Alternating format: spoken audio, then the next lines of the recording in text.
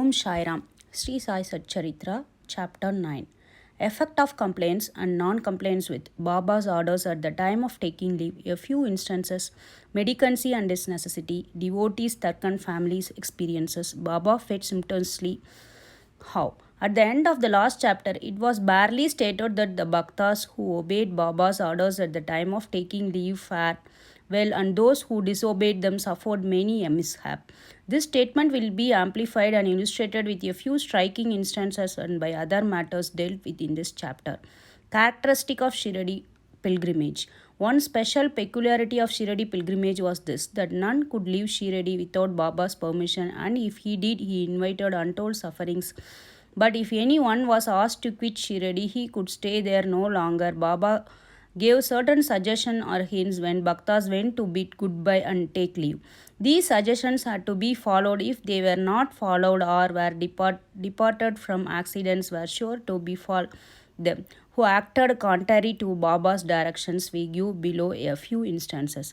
Datya Gode Padil. Datya Gode was once going in a tanga to Gobargaon Bazaar. He came in haste to the masjid, saluted Baba and said that he would go to Gobargaon Bazaar. Baba said, don't make haste. No, stop a little. Let go the bazaar. Don't go out of the village. On seeing his anxiety to go, Baba asked him to take Shama Madhavra Deshpande at least with him. Not minding this direction, Datya Gode immediately drove his tanga of the two horses. One which cost rupees 300 was very active and restless. After passing Saval well, it began to run rashly, got a sprain in its waist and fell down. Dadia was not much hurt but was reminded of Mother Sai's direction. On another occasion, while proceeding to Kolhar village, he disregarded Baba's direction and drove in a tanga which met with a similar accident. European gentleman. One European gentleman of Bombay once came to Shiradi with an introductory note from Nana Sahib Chandorkar and with some object in view. He was comfortably accommodated in a tent. He wanted to kneel before Baba and kissed his hand. Therefore, he tried thrice to step into a masjid, but Baba prevented him from doing so. He was asked to sit in the open courtyard below and take Baba's darshan from there. Not pleased with the reception he got, he wanted to leave Shiradi at once and came to bid goodbye. Baba asked him to go the next day and not to hurry. People also requested him to abide by Baba's direction. Not listening to all this, he left Shiradi in a tanga. The horses ran at first all right, but when Savar well was passed, a bicycle came in front, seeing which the horses were frightened and ran fast. The tanga was turned topsy-turvy, and the gentleman fell down and was dragged some distance. He was immediately released but had to go and lie in Gobargaon hospital for the treatment of the injuries. Because of such experiences, all people learned the lesson that those who disobeyed Baba's instructions met with accidents in one way or other, and those who obeyed them were safe and happy. The necessity of medicancy. Now, to return to the question of medicancy, a question may arise in the minds of some, that is, Baba was such a great personage, God in fact, why should he have recourse to the begging bowl all his lifetime? This question may be considered and replied from two standpoints. Who are the fit persons who have a right to live by the begging bowl? Our Shastras say that those persons who getting rid of or becoming free from the three main desires, thus for progeny, for wealth, for fame, accept sannyas, are the fit persons to live by begging alms. They cannot make cooking arrangements and dine at the home. The duty of feeding them rests the shoulders and householders. Sai Baba was neither a householder nor vanaprastha. He was a celibate sannyasi, that is, sannyasi from boyhood. His firm conviction was that the universe has his come. He was the Lord Vasudeva, the supporter of the universe and the imperishable Brahman. So he had the full right to have recourse to the begging bowl. Now, from the standpoint of Panchasun, 5 sins and their atonement. We all know that in order to prepare foodstuffs and meals, the householders have to go through 5 actions or processes, which is Kandani, powding, Peshani grinding, Udakumbi washing pots, Marjani sweeping and cleaning, Chulli lighting hearts. These processes involve destructions of a lot of small insects and creatures, and thus the householders incur a lot of sin.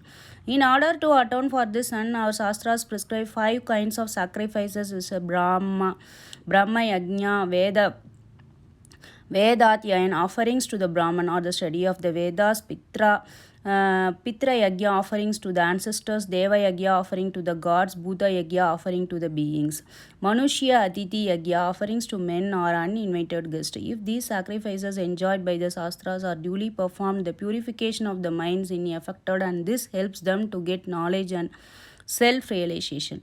Baba, in going from house to house, reminded the inmates of their sacred duty, and fortunate were the people who got the lesson at their homes from Baba.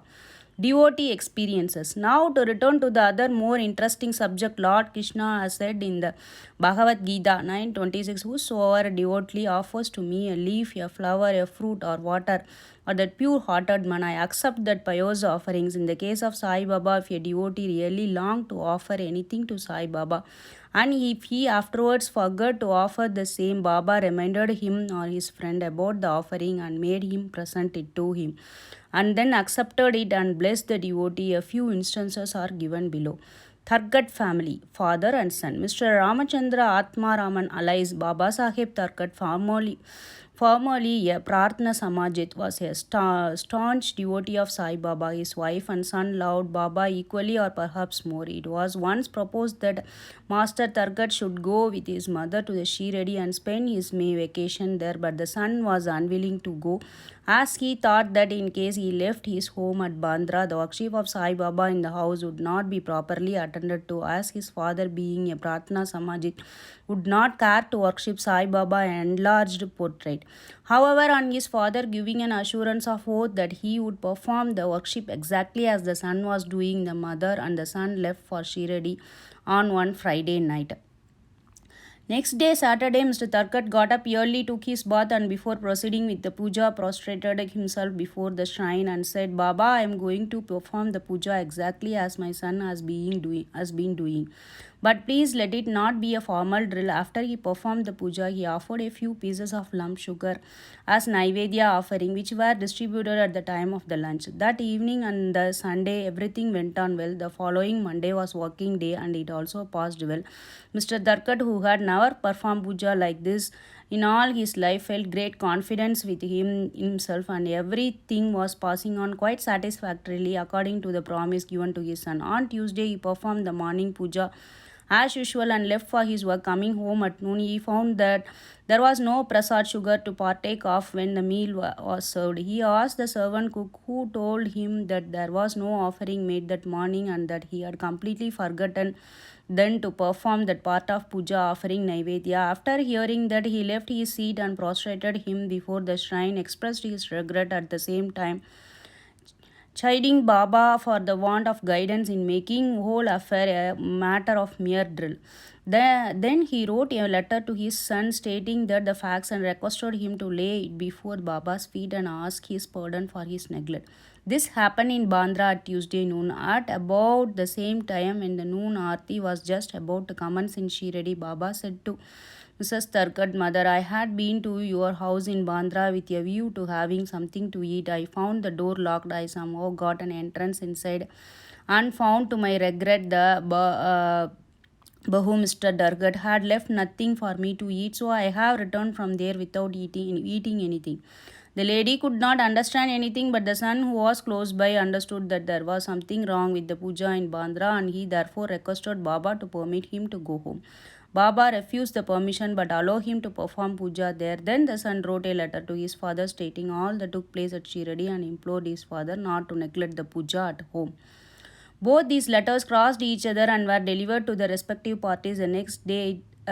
Is this not astonishing, Mrs. Tharkat? Let us now take up the case of the Mrs. Tharkat herself. She offered 3 things: Barit, roasted brinjal, eggplant, mixed curds and spice, kacharia, circular pieces of brinjal fried in ghee, peda, sweet meat ball. Let us see how Baba accepted them. Once Mr. Raghuveer Bhaskar Purandare of Bandra, a great devotee of Baba, started for Shiradi with his family. Mrs. Tarkat went to the Mr. Purandare and gave her two brinjals and requested her to prepare barit of one brinjal and kacharya of the other. When she went to Shiradi and served Baba with them, after reaching Shiradi, Mrs. Purandare went with her dish of the barit to the masjid. When Baba was just about to start his meals, Baba found the barit very tasty, so he distributed it to all and said that he wanted kacharyas now. A word was sent to Radha Krishna Mai. The Baba wanted Kacharya. She was in a fix, and that was no reason of brinjals. How to get no season of brinjals. How to get brinjals was the questions. When an enquiry was made as to who brought the barit, it was found that Mrs. Purandare was also entrusted with the duty of serving kacharyas. Everybody that came to know the significance of Baba's enquiry regarding kacharyas and was wonderstruck at Baba's all pervasive knowledge. In December 1915 AD, one Govind Balram Mankar wanted to go to Shiradi to perform the obsequies of his father. Before he left, he came to see Mr. Darkat. That Mrs. Darkat wanted to send something with him to Baba. She searched the whole house but found nothing except a peda which had already been offered as Naivedya. Mr. Mankar was in the morning still out of great devotion to Baba. She sent the peda with him, hoping the Baba would accept and eat it. Govind went to Shiradi and saw Baba but forgot to take the beda with him. Baba simply waited. When again he went to Baba in the afternoon, he went empty handed without the beda.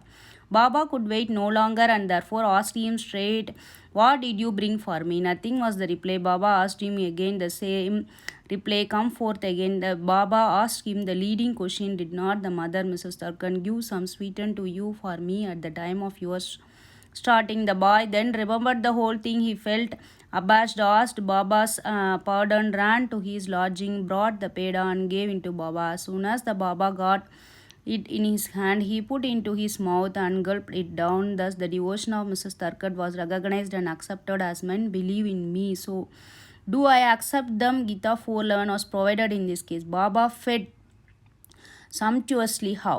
Once Mr. Darkat was staying in a certain house in Shiradi. At noon, meal were ready and dishes were being served when hungry dog turned up there and began to cry. Mrs. Darkan got up at once and threw a piece of bread which the dog gulped with great relish. In the afternoon, when she went to the masjid and sat at some distance, Sai Baba said to her, "Mother, you have fed me sumptuously up to my throat. My afflicted prana's life forces have been satisfied. Always act like this, and this will stand you in good stead. Sitting in this masjid, I shall never speak untruth. Take pity on me like this. First give bread to the hungry and then eat yourself." Note this well. She could not at first understanding and meaning of the what Baba said. So she replied, "Baba, how could I feed you? I myself depend on others and take my food from them on payment." Then Baba replied, "Eating that lovely bread, I am heartily contented. I am still belching. The dog which you saw suffer meals and to which you gave the pieces of bread is one with me. So also other creatures, cats, pigs, flies, cows, etc., are one with me. I am roaming in their forms. He who sees me in all these creatures in my beloved, so abandon the sense of duality and distinction and serve me as you did today." Drinking this nectar like words, she was moved, her eyes were filled with tears, her throat was choked, and her joy knew no bounds. Moral.